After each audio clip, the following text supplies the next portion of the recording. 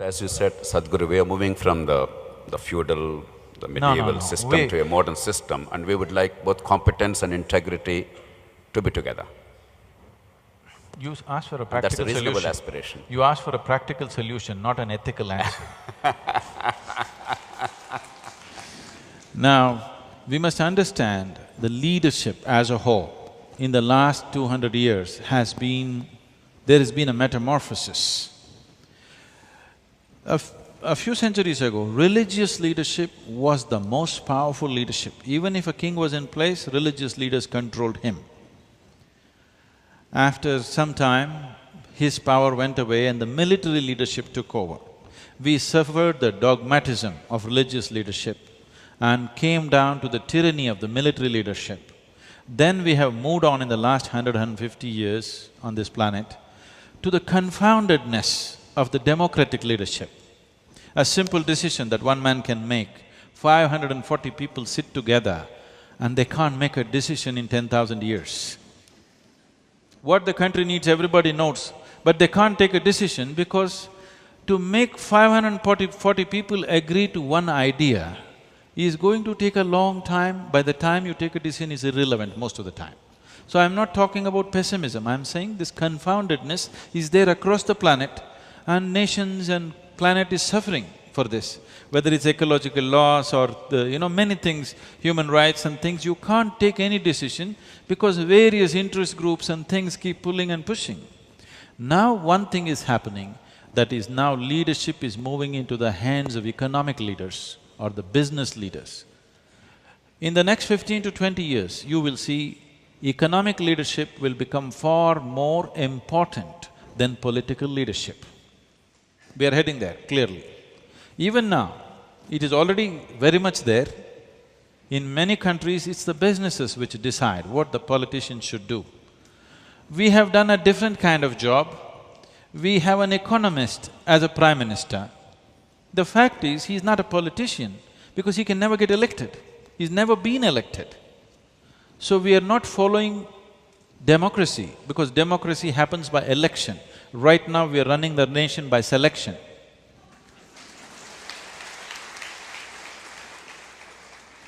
Because we are trying… as we have our own jugaad for everything, Across the planet, this is happening. The power is moving from political leadership to economic leadership.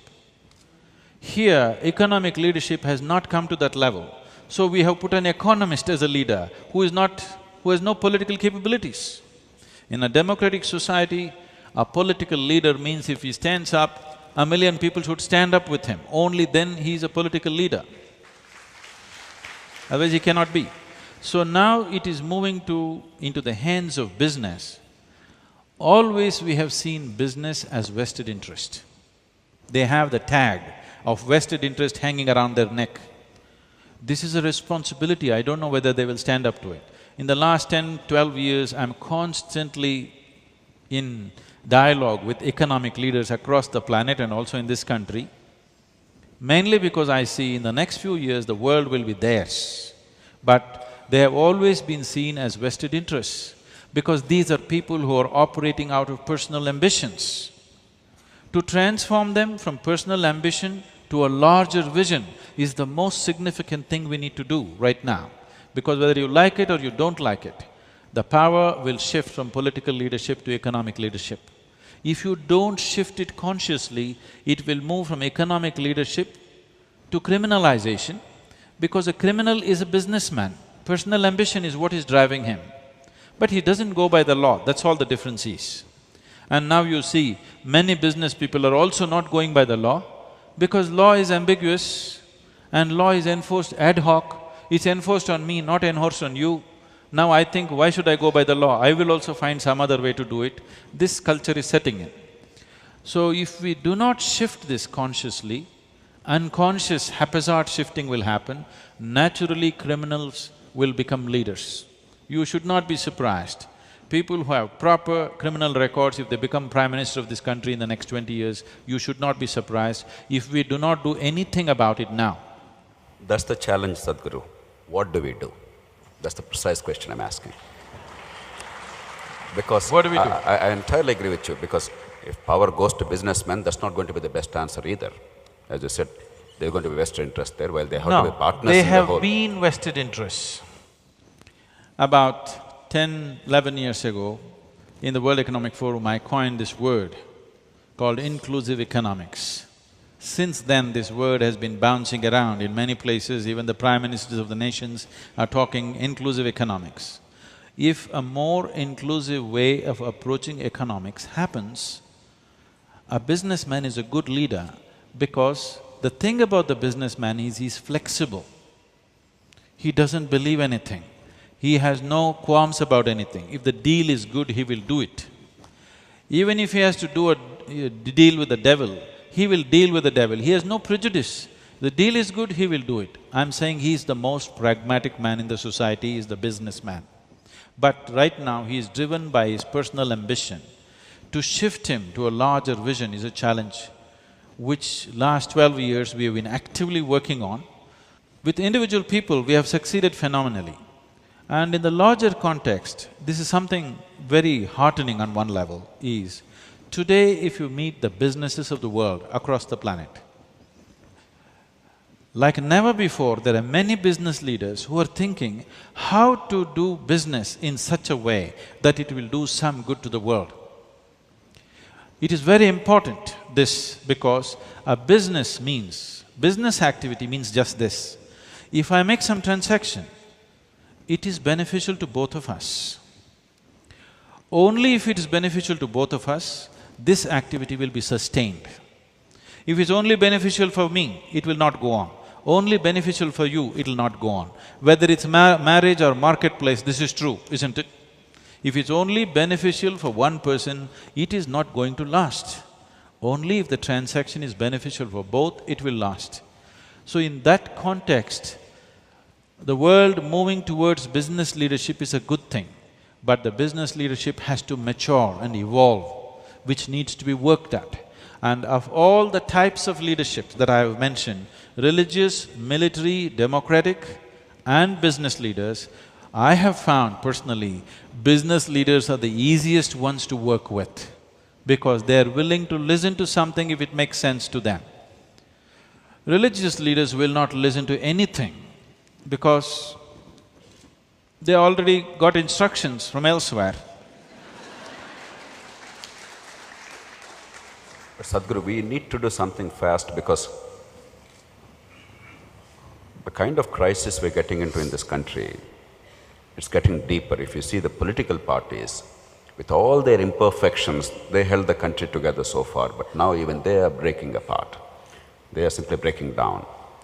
For a party to survive, you require ideas and idealism and agenda. You require committed leadership which is trusted, and you require the promise of power. Increasingly, in most of the major political parties of India, all these three are disappearing. Long ago, idealism and agenda have gone. Leadership, for whatever reasons, the respect is increasingly diminished. And as the slightest threat appears to their political survival, suddenly parties are catapulting, they're collapsing. So unless some quick decisions are made by the political people of the country, by the media, by the spiritual gurus, and by the citizenry at large, I'm afraid we're going to have some very tumultuous time. If you're looking for a solution, you must understand this. Right now, even if it's a political leader, what is it that the people of this nation are expecting him to deliver? An economic answer, isn't it? They're not asking him to teach a philosophy. They're not asking him to give some teaching. They want an economic answer. Yes or no? They want an economic answer. Okay, how can I do my business? Where can I get a job? What can I do? This is the question they're asking. So when this is the question they're asking, the leadership should have the necessary business, capabilities. The leadership in India has no clue what's business. You understand? They are still think they are law enforcers. Yes, they are on one level. Yes, they are policymakers on another level, but they have no clue how to do business. It's very, very important that we strengthen the business leadership and put proper laws At least first thing, if we cannot, rehaul or overhaul all the laws in the country, at least the economic rules. What are the ways you can do business, what are the ways you cannot do business in this country? These laws must be drawn up immediately, immediately. Every day you postpone, the well-being of the country is being postponed by years and decades. So, if you make this and encourage people, because in 1996 in India, only 3% of the population was employed, 97% was self-employed. So, we are essentially entrepreneurs. 97% of the population survive without jobs. We are great entrepreneurs, but we are only selling chikkadkai, half a kilogram of chikkadkai. This is our enterprise. And we spend a whole day, one person will spend a whole day selling half a kilogram of chikkadkai. But do not underestimate this half a kilogram, because to sell this half a kilogram, he understands where he should stand, what he should say, what is the current politics, what is the latest cinema, he knows everything and he quotes things and he markets his chikkadkai. Yes or no? So I'm saying there is this capability in the country, but we are trying to module now an economic model. For whatever reasons, I'm not going into the philosophy of it, the communistic way of existence, the socialist way of existence has collapsed. As an ideal, it's a fantastic thing. That everybody lives by his need, not by his greed, is a fantastic idea. But it did not work. So now we have chosen a market economy. Once you have market economy, you must understand that greed is good. If people don't have hunger, ambition, market economy will collapse. Our problem right now in this country is, we say this is a market economy.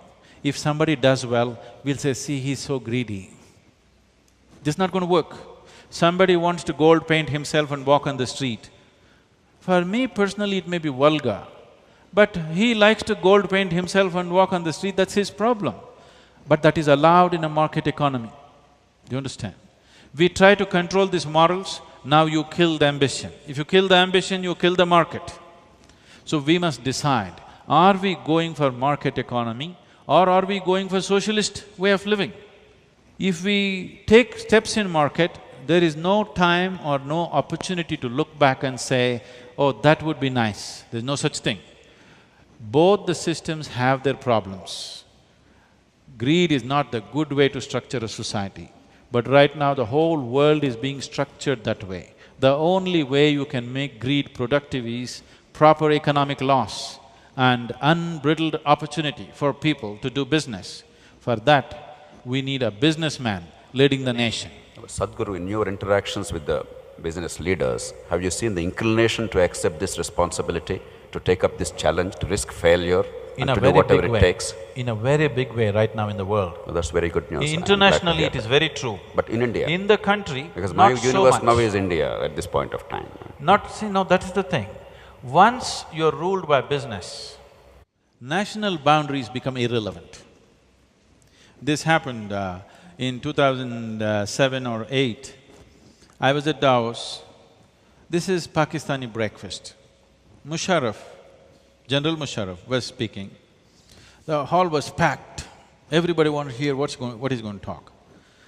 I also got invited, I went. And he spoke and spoke and spoke. People are looking at, these are all business people, they're looking at, okay, what are your economic policies? Can we do business in your country or no? That's all they want to know. But this man went on saying how he knows how he is a great leader and how his leadership did this and that, and he was giving leadership lessons to everybody. Every one of them is a leader by himself. But he was giving leadership lessons, and the whole time, 2-hour time, he spent 1.5 hours. And then there was no time left, so he said only one question. This was supposed to be an interactive session, but he did all the talking. Then I raised my hand, because I had already met him previously. He said, okay, you. So I stood up and asked him, see, right now India and Pakistan, both of them we are actually not developed countries. We like to call ourselves developing because we're developing for too long. Forever if you're developing, you're not a developing country, okay? If you're developing somewhere, you must become developed. I said this is happening for too long. The reason is, one major reason is, both the nations are spending enormous amount of money on this defense and nonsense. If India and Pakistan had known these issues, both the countries probably would have prospered by now. But somehow we couldn't keep that nonsense down, we fought all these years. Just 3 wars are not the thing. Preparing for the war is a horribly expensive process.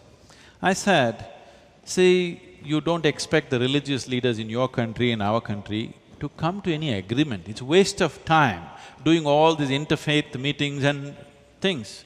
Anyway, they will pretend and go home and they will preach their own thing, okay?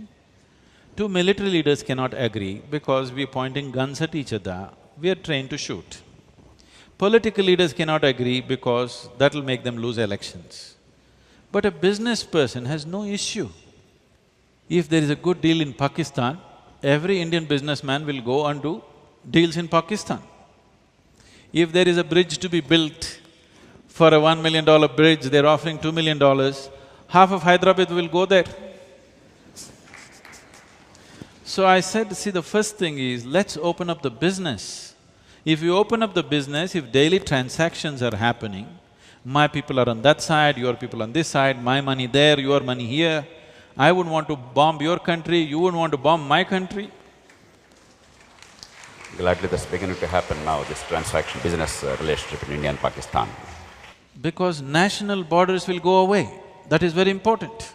On the longer run, it is very important national borders get diluted. That is when armies will come down. That is when the potential of fighting on the planet will go down. That is when development will happen indiscriminately, according to capability, not according to national identity, isn't it? So this transaction should happen.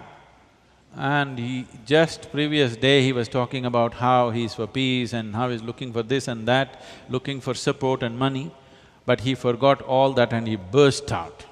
He said, how can we do business?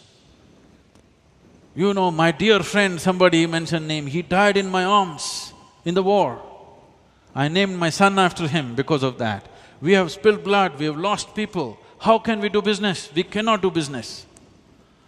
International press was amazed that this man just came out and said, we cannot do business with each other, being the head of a nation. But if we started doing business, don't do any of these… all these parlays which are very expensive, politicians meeting, anyway it's a foregone conclusion, it's not going to go anywhere. Do business, as much business as possible. You will see people will forget who the hell is a Pakistani, who's an Indian. I think that's very insightful, Sadhguru. I think what you initiated is now bearing fruit because I think India and Pakistan are now willing to do business at last.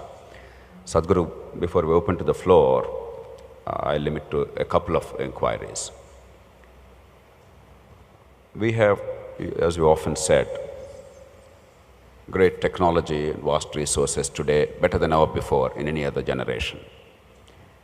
But as a society, as a country, we seem to be very poor in organization. Oh, you don't talk about that. I'll give two specific illustrations to make this point, so that that line of inquiry can be pursued further. Finland, the tiny Scandinavian country, tiny in terms of population at least, it had every single birth and death registered 500 years ago. It's a haven for genetic research today. Even today in India, in any city, let alone small towns, we cannot claim that every birth and death is registered. It doesn't cost money, it's not a technological issue, organization. But a more important example, every year roughly about 200,000 children are born in this country with preventable congenital abnormalities, birth defects that could have been prevented largely because of two reasons. One is a viral disease called rubella.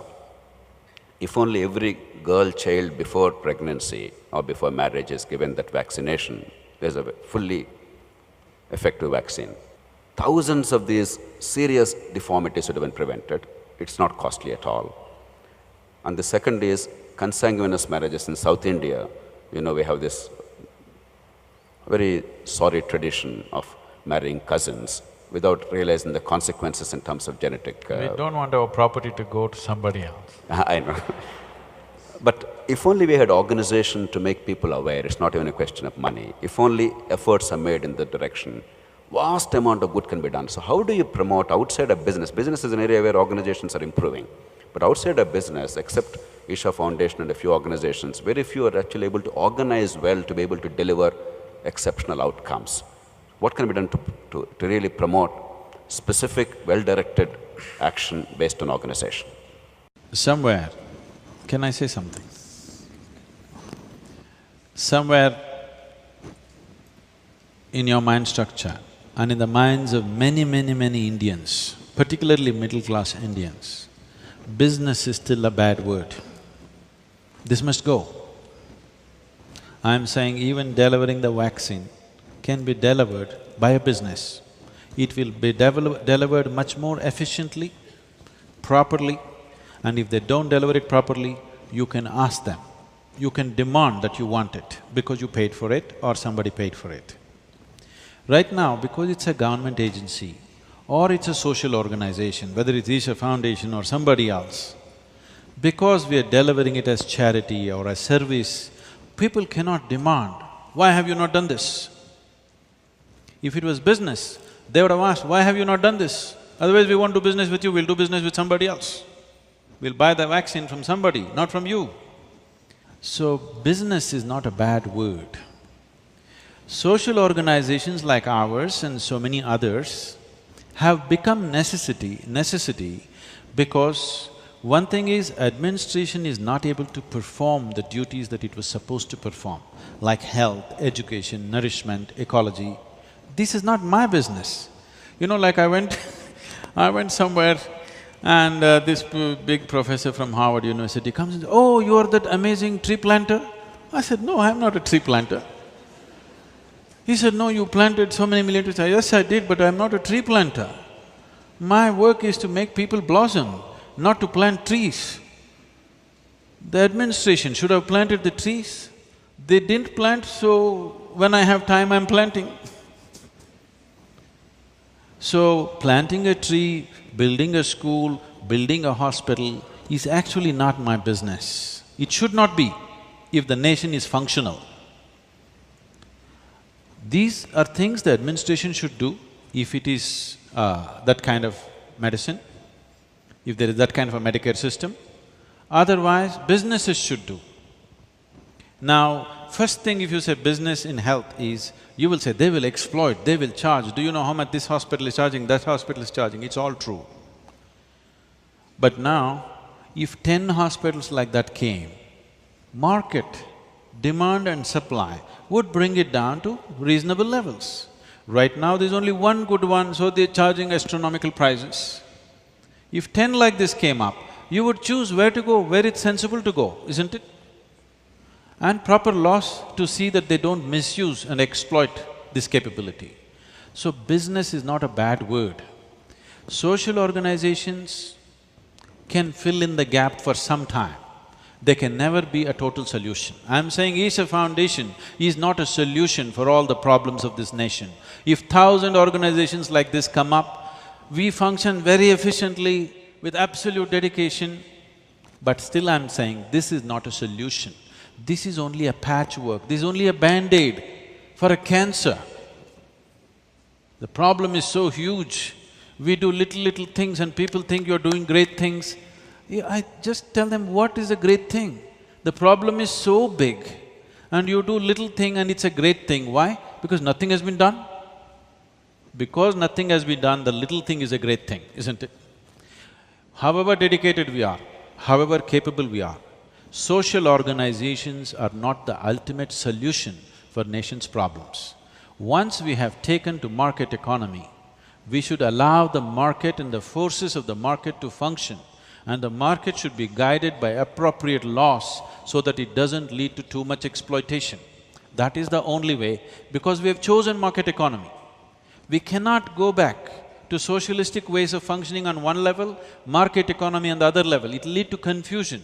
Right now, that is what is happening in Indian minds. They're confused. They don't know whether to make profit or to make charity. I'm saying, let the business be structured in such a way, if I do business, naturally everybody must benefit. This is the rule of law.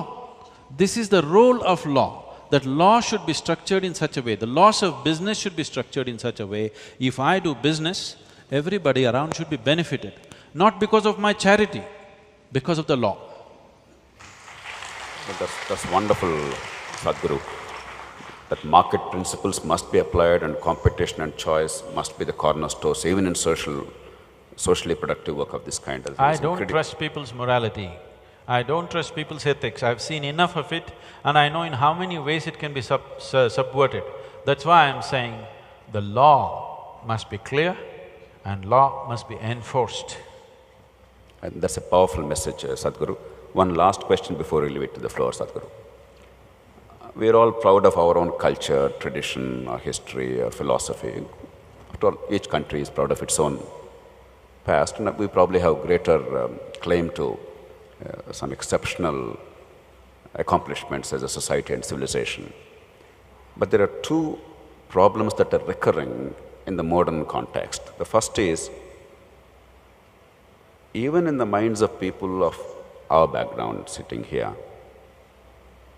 otherwise enlightened and liberal, there is this moral neutrality to inequality by birth.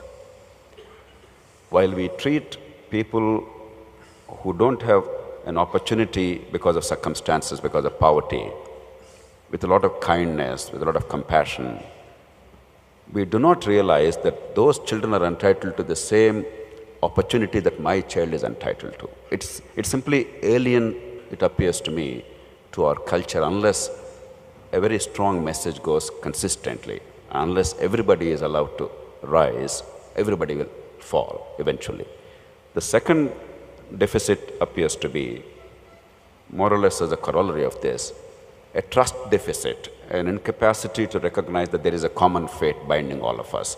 Politicians blaming bureaucrats, bureaucrats blaming judges, judges and politicians and bureaucrats together blaming media, all of them blaming somebody else. This is a blame throwing and treating the other fellow as a nuisance and not being able to look at the bigger whole and our own role in making the bigger things happen seems to be a very special Indian problem. What do you advocate, Sadhguru, to address these two challenges? See, we need to understand India. The problem is, we are trying to look at India through a Western education window. Right now, all the educated Indians, somewhere there is one window of Western education, rest of it is total chaos. And we like chaos. We are a colorful mess. As long as you're not trying to work with somebody, Indians are fine. Because everybody is a genius by himself. But you can't organize a genius and get results. By themselves, they're good. You try to put them together, there's a big problem. So what India is why it is like this is, I already mentioned this in passing. One thing is, India does not have beliefs and India has never had moral code. See, every other nation has strict moral code, people feel guilty about certain things. An Indian can just do just about anything very happily. Do you understand? I've had the misfortune of sometimes closely interacting with some very famously corrupt people right now in the country. When I really looked at them closely, what I saw was, they did not even think they're doing something wrong. So your ideas of morality, ethics, they're shocked that you're saying, you're complaining, after all I become a minister, shouldn't I make some money? What are you talking? I'm saying they're not even… they're surprised that you people are complaining because India has never had a moral code, but still people remained in a certain way because there was a spiritual ethos. People told you, everything is your karma, whatever you do, there will be a consequence. And people stirred up certain other dimensions within you. Every generation had people who would stir up this possibility of consciousness within you. We operated out of continuous stirring up of consciousness, never morality. Now we have come to a place where in the last few hundred years or few generations, nobody has come, I won't say nobody, not enough people have come to stir up consciousness. And consciousness has gone low, no morality, we are between the two cultures, we are falling in the gap. We have lost our way of keeping ourselves in check, but we still cannot take on Western way of strict morality. And we are falling in the gap in between, that's where we are. See, right now, it's seriously happening like you said yesterday's election results and everywhere else, whether it's Bengal or UP or Tamil Nadu or wherever else. Gradually in India, there is no party which you can call as national party, all regional parties. As regional parties becoming more and more powerful and they sweep the state and national parties are completely routed, I'm not trying to pitch for them because there is nothing to defend them, okay? But whichever way, whatever they may be, for the long-term interest of the nation, it's very important two or three national parties must become strong. Otherwise, after 25 to 50 years, we will wonder, why are we one nation? Suddenly one chief minister will become prime minister. A chief minister who is chief minister for 10 years and frustrated with his chief ministership wants to become a prime minister. When he sees there is no other way to become a prime minister there, he will become a prime minister here. Yes. And already some serious attempts in this direction have been made in the past in certain states. If we value India as a nation, it's very important that we must strengthen the national parties. How to join these parties? Both are a mess. That is a real problem, what to do. But what we need to understand is, there is people, there are parties, and there is administration. In Indian mind, these three things are distinctly separate. This distinction should go. There is no people, party and administration. There is people, people and people. This is what a democracy means.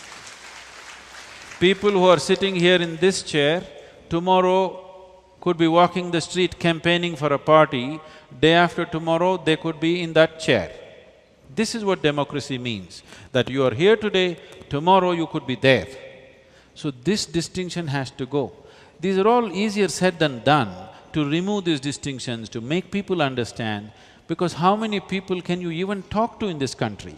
Because you know only 2 languages. Yes? Maybe I know 3 languages, but how many people will you speak? There are 16, 24 languages in the country. Who are you going to speak? Who are you going to leave out? So there are these issues, but it is very, very important. However corrupt, however nonsensical, however rubbish it is important to strengthen 2 or 3 national parties, otherwise there will be no India after 50 years, there will be many countries. Sadhguru, I actually entirely agree with you, and Loksatta and I have been always articulating the need to strengthen national parties. The tragedy is they are their worst enemies. So we do require to transform politics. That's why I was so repeatedly pleading that I don't unless blame we you at find all. an answer… I wouldn't like to join any national party because we know what's happening and the way it's conducted. So how do but that is the reality of our nation. But unless we transform them, that's the reason why I'm pushing this today, unless the pressure comes from the spiritual gurus, from the civil society, from media, that the need of the hour is not merely replacing one with the other, but actual transformation of the nature of politics and building a framework for the unity of India. I entirely agree with you. So I'm privately, not publicly, not announcing to people. Whatever it… Giving them that privacy, privately we are slowly trying to transform many political leaders in the country. We have successfully worked with a few people, others are slowly coming in, but it's still a long process, it's not something that will happen overnight. And India, a country like India cannot be turned around overnight. If we work as a generation of people, maybe we'll leave a little better country for the next generation. That's where we need to look at.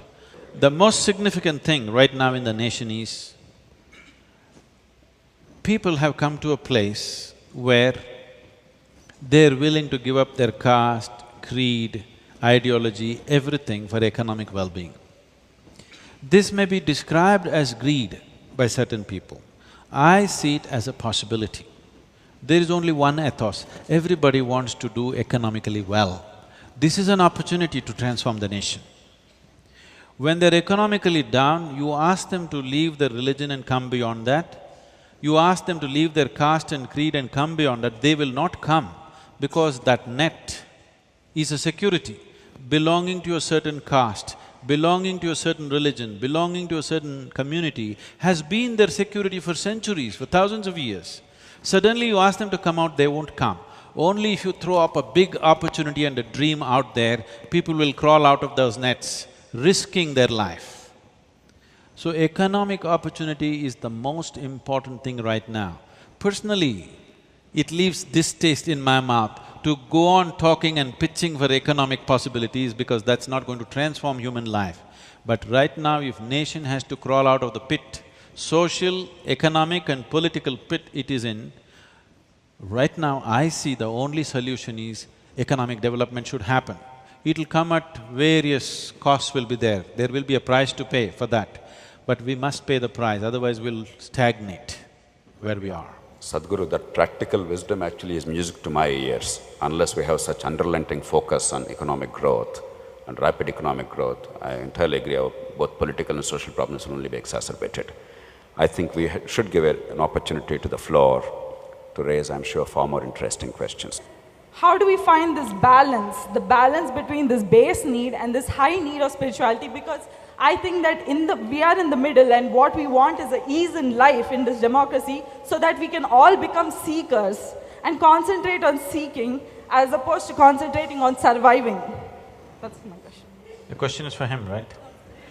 No, it's for you, Sadhguru. The balance is about you. We're all imbalanced people. Now, I will simplify this. How do I bring a balance between… Right now I am hungry, I am. Right now I am hungry, how to fill this and how to attain to the highest goal, whatever that is, mukti or liberation, or how to fill my belly and how to meditate. How to make these two things happen? You are addressing it as if they're two separate things. Do not address it as two separate things. You are a human being. You are a human being who's come with both the needs. But when you're hungry, if I ask you to meditate, you are not going to meditate. Will you? And I will not ask you to meditate, because I think when a man is hungry, asking him to meditate is vulgar. It's an obscenity. When somebody is hungry, you talk to him about mukti, I think it's obscene. I will not do such a thing. If he's hungry, we must see how first the food should happen. Then only we can talk about another dimension. So do not look at it as two separate things, but physical need is an urgent need. Meditation, you could postpone it to tomorrow. Dinner you must have today, isn't it? So economics is the need right now, because half the population has still not eaten properly yet. You can talk meditation only to those who have eaten well, not to those who have not eaten well. We don't do such things. That is why Isha has a spiritual aspect and a social aspect. I don't like to do the social thing. If the administration has taken care of all the social needs, I would like to do just the spiritual part. But if I do just the spiritual part, I will leave out half the population. So I am doing the social thing with them. So do not separate it. If your stomach becomes full, immediately the other need will naturally come up within you. I don't have to tell you, you meditate. You will start looking What do I need to fulfill my life? Because this is the nature of a human being. If you came here as some other creature, stomach full, life settled. Once you come as a human being, stomach empty, only one problem. Stomach full, 100 problems. So, once your stomach becomes full, you will seek other things. You don't have to be told. You will seek anyway. Then other things will come anyway. That's why we are talking so much about economics right now. I think there is a hint from Sadhguru that we should wind up because he's hungry. Who is next? No. Who is next? Yes, this young man. In politics, you said you require a business outlook leaders. That perhaps it means like instead of people who share 100 rupees, you want people to make 100 to 1,000 rupees and share 500 rupees. That's what… No, I'm not talking about sharing. See, he said, politicians have spent some 500 crores something. I said, no, they have invested. So, but the problem is, it is a business, but it's an illegal business. There is no law monitoring it rigidly enough to make it a legal business. Now in the United States of America, right now, Barack Obama and Mitt Romney are going around the country raising millions of dollars for their election. But it's a legal business. If he takes $1 more illegally, he'll go to prison. We just have to do that, isn't it? Right, Guru. Coming to my question, it's like there's been this bipolar elections. I went to the campaign because, motivated… You must arrive at the question quickly. Yeah, because… Not because I am hungry, because so many hands are going up. There has to be a background formed for the question because otherwise it's difficult to understand. No, we are capable of understanding the context. The question, if I have to put in a nutshell, then how an intellectual and a person with a business outlook can stand for elections and win? This culture of economics has still not come. We are in still a culture of charity. We have to bring a culture of economics because you've chosen a market economy. See, this is not a simple decision to make. For the builders of this nation, they chose a socialistic economy because it was more endearing to think in terms of let's share, let's do things better. It's not about you versus me, let us do this, but it did not work. As an idea, it's a great idea, but it's an idea that's failed because humanity is not ready for such a big idea. Right now, we have come to a much grosser idea, okay? Market economy is a gross idea, very crass way of existence, but it's working better than the very refined idea.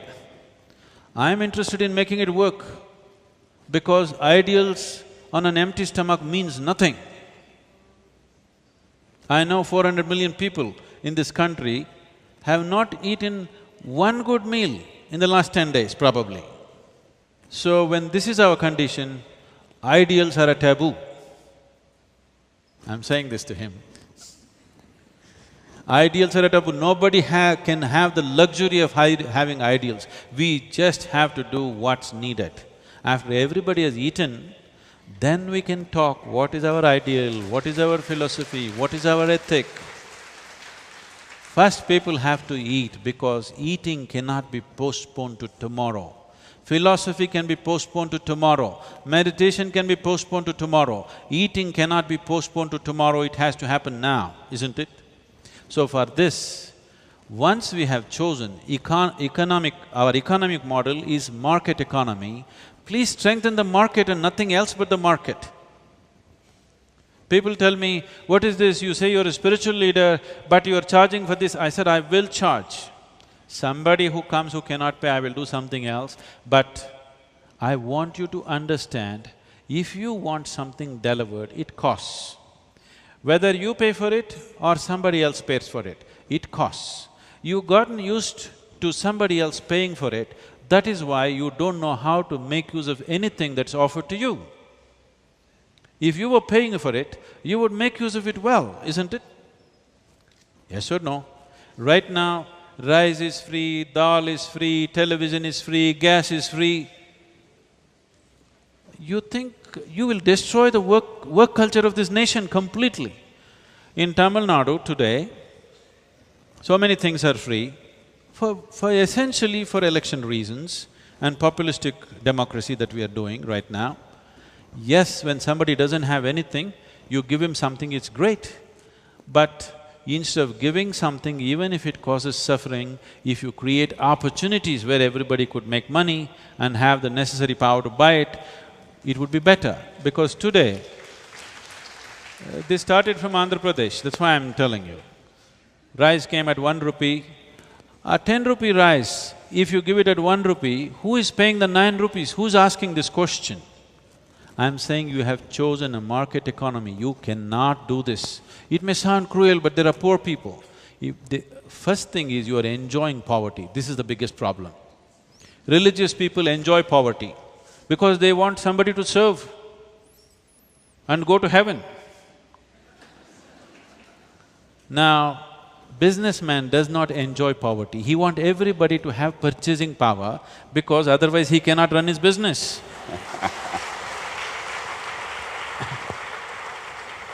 I think three powerful messages are coming from you, Swamiji, today.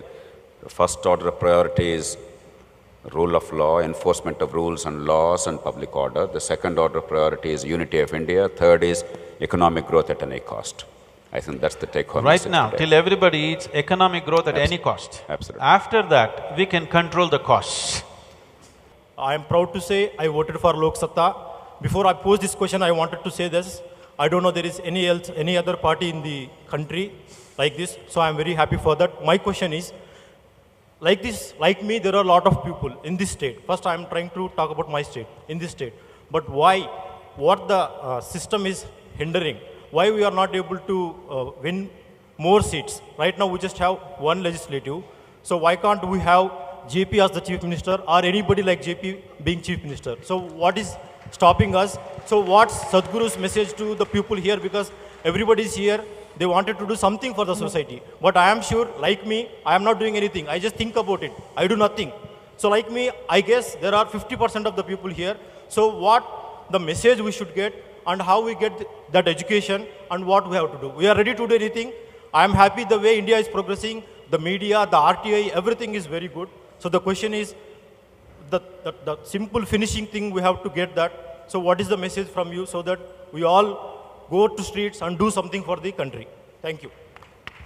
Sadhguru, before you intervene… No, it's you who has to answer. No, he wanted an answer from you. Answers are from you, questions are from us.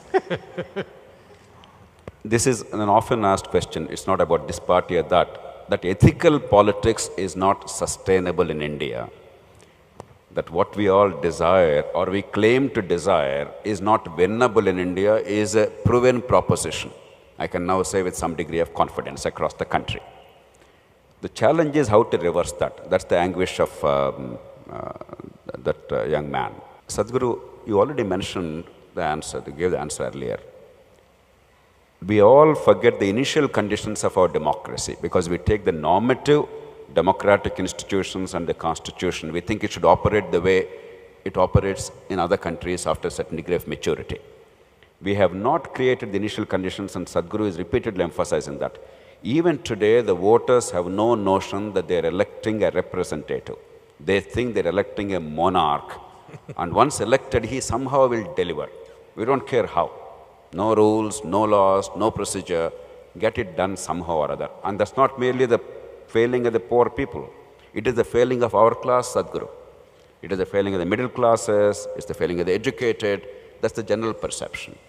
The second is, Sadhguru, we created an impossible situation where nothing happens without somebody's intervention. And there is perpetual dissatisfaction because even if the elected person wants to deliver, he cannot fulfill the expectations. And therefore, money has become the currency of vote getting. And now in the competition to get the votes, in our kind of electoral system, where one vote more means you win, one vote less means you lose. Look at Tamil Nadu, DMK, how they alternate so dramatically.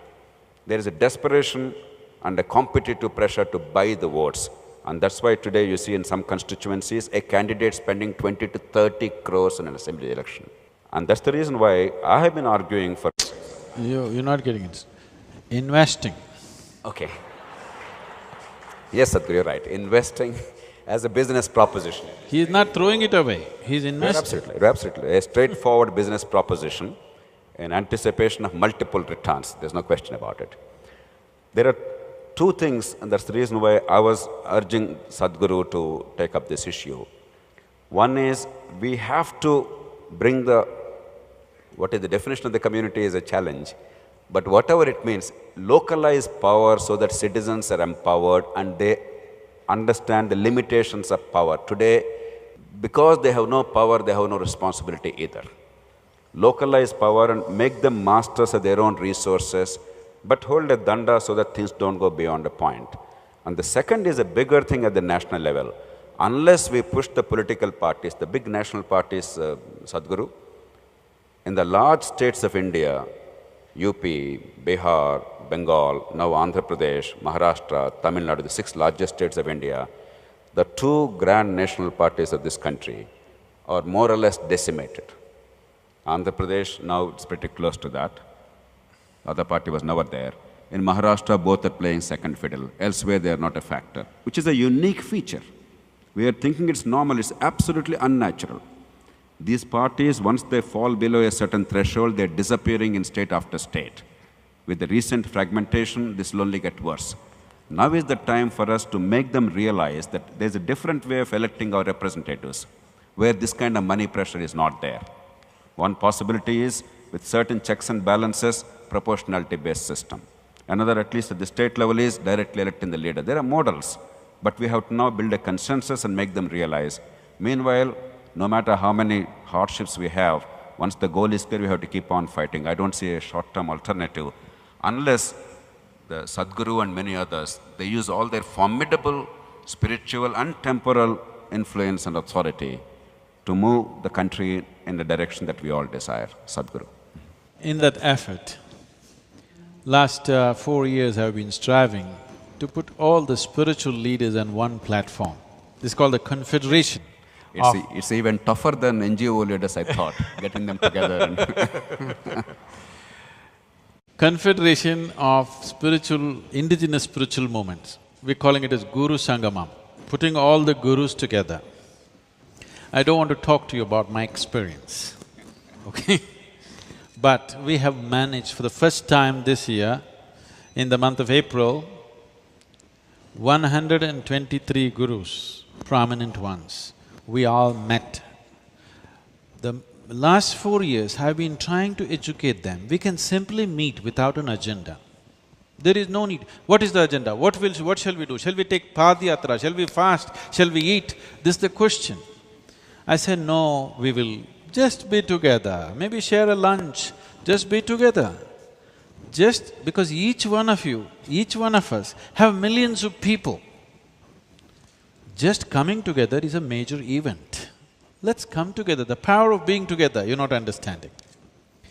So we are doing that, but that is still a long way to become a force by itself, as a guiding force, because each one of them will tend to take or jump to some party or the other.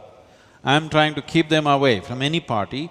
Let it just be a few things that needs to happen in the nation rather than pitching this party or that party, because once again the same thing will happen.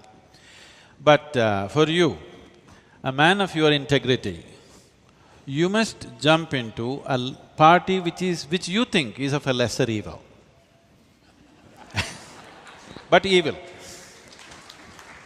Whichever is a lesser evil, you must jump into that, because this young man, he feels proud, I have voted for Lok Satta. But his pride is just empty pride, which will go waste, which will not build a nation. Your integrity, your ethic, your moral, your intentions, your intellect, wanting to do something, all this will go waste unless you have the legs and the hands to do it. It should not go waste. It should not go waste, because I want you to understand this.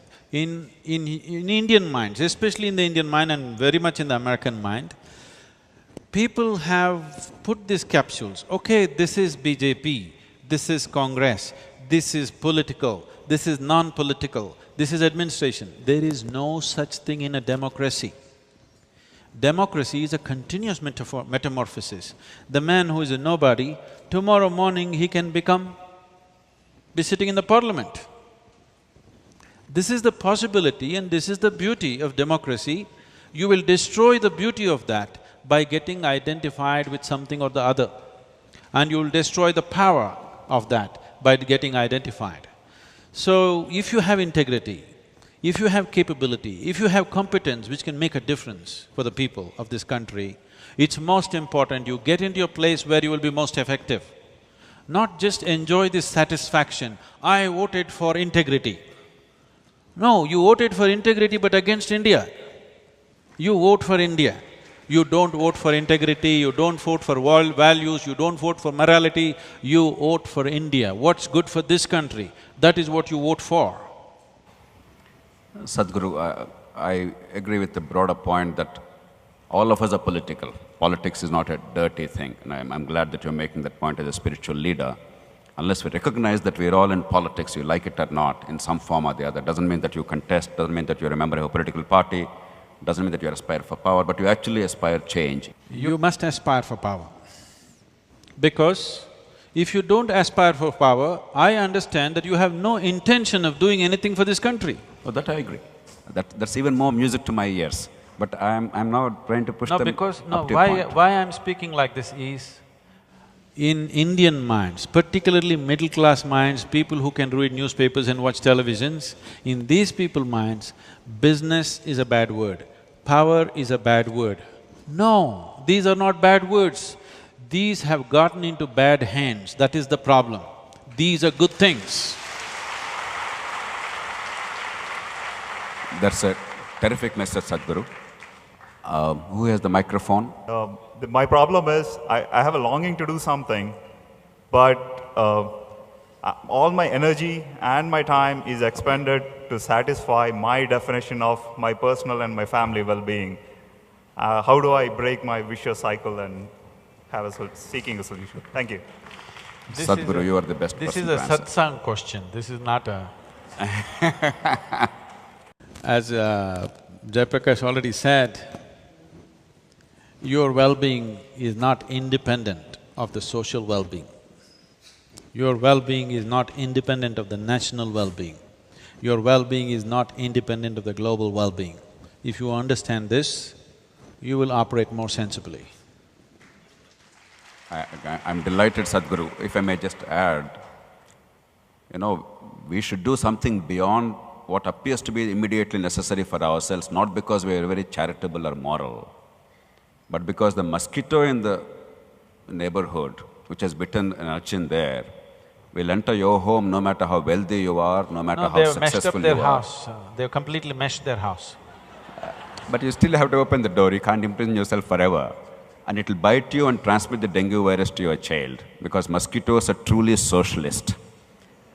Sadhguru is talking about how terrible damage socialism has done to us, but mosquitoes are truly socialist. They do not respect rank or tradition or power. We need it for ourselves, not because of a higher goal. I think that's the best message. I can tell you a way where mosquitoes will not be interested in you. Really. If you take off salt from your diet completely, mosquitoes will not be interested in biting you. Many may believe that there's a worse life than having mosquitoes bite you. Sadhguru. Yes, who has the microphone? Why don't you sit with the financial minister or prime minister and ask for some amount of money to locate the right education schools like Isha, or whatever it may be, to educate the right people, the education to the people. Why don't you sit with the Prime Minister to locate the right schools all over the India?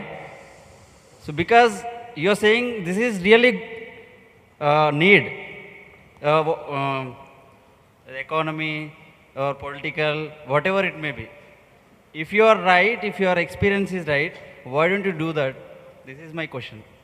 You're asking Sadhguru? Yes, Sadhguru. So for your information, if you do not already know, there is nothing much the Prime Minister can do right now. Whoever can do, And Sadhguru. anyway, whoever can do, why don't we talk to them?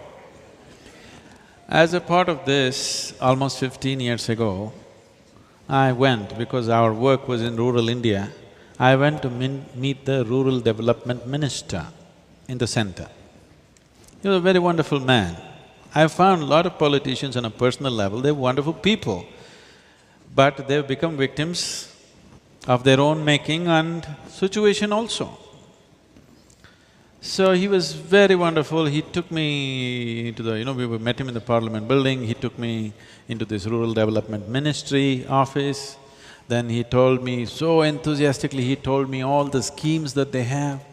I sat there for 3 days looking at all the schemes that were relevant to make a difference in rural India.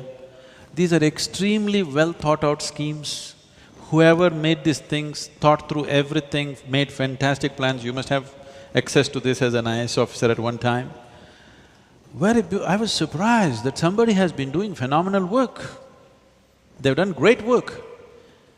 And then after looking at all this, again I went and sat with the minister, this is fantastic, when is this going to happen? He said, last year we had 14,000 crores left unused because nobody is coming forward to do this. Fantastic schemes, there is a budget. You can't ask for anything more. We know what's the solution, we have worked out the solution in entire detail and there is budget, but nobody is there to do it. This is the country you're living in. Even if the Prime Minister has the intention, he cannot do much right now because there is a whole system. So instead of going on trying to revive a system which is cancer-ridden, to deliver goods to the people. I was on dais with some local ministers in Tamil Nadu, and somebody gave me information. I said, out of every rupee that is spent in the government schemes, only 12 paisa reaches the project. On the way, this much goes away. The minister who's sitting next to me said, Sadhguru, no, not 12 paisa, it's only 4 paisa. I said, well, you must be in the know. And I corrected myself, no, not 12 paisa, only 4 paisa out of a rupee is reaching the project. 96 paisa gets lost somewhere on the way. If 4 paisa got lost, we can say, okay, let's go on, let's revive the system and make it happen. If only 4 paisa is being delivered, that is not even a system, isn't it? Even if you throw it in the air, 4 paisa will fall in your pocket. You don't need a system for this.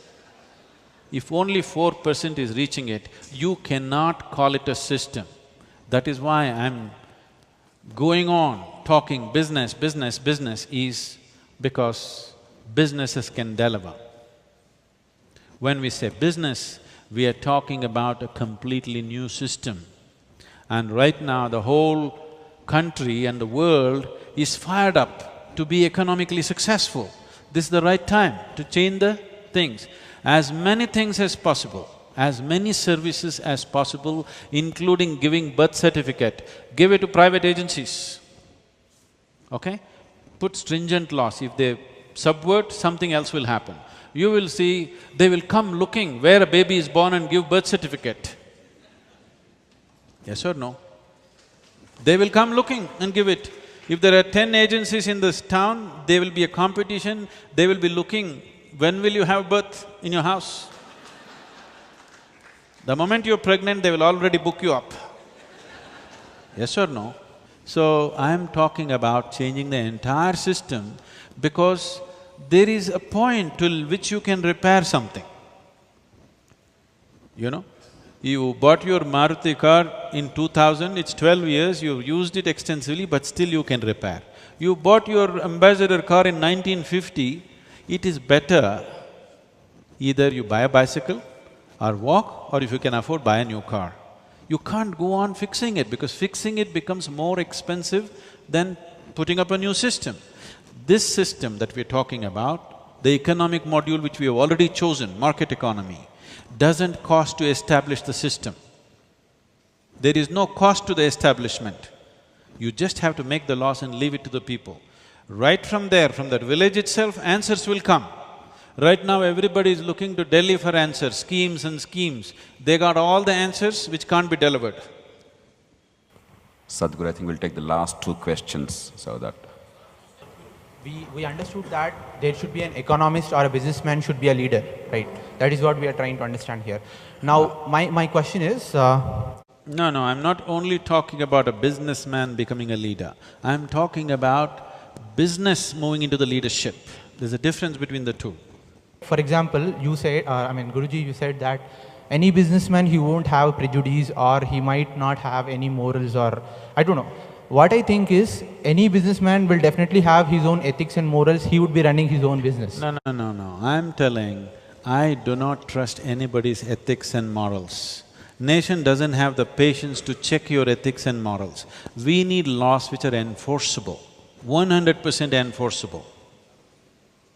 This is the problem, this is a serious Indian problem, what you're saying. This is the problem. We go on talking about morality, we go on talking about charity, sharing. Leave this, it's not worked. That is socialism, it's not worked. Isn't it? It worked only when there was strong bonding in communities. Among their own castes, among their own creeds, they supported each other, they shared and they did things. That bonding is gone. Now that system will not work.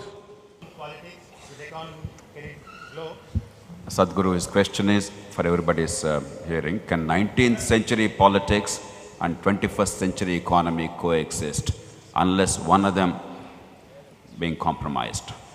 It is very wrong to think we are doing 19th century politics. We are doing 20th century politics. You are just having a taste of 21st century politics and it's leaving a distaste in our mouths. So this is 21st century politics. Never before anybody had ever imagined for an assembly seat, somebody is going to spend 25 crores or 50 crores is an unimaginable thing even 10 years ago. So it is purely 21st century politics, not 19th century politics. The question is, what are your views on Anna Hazare?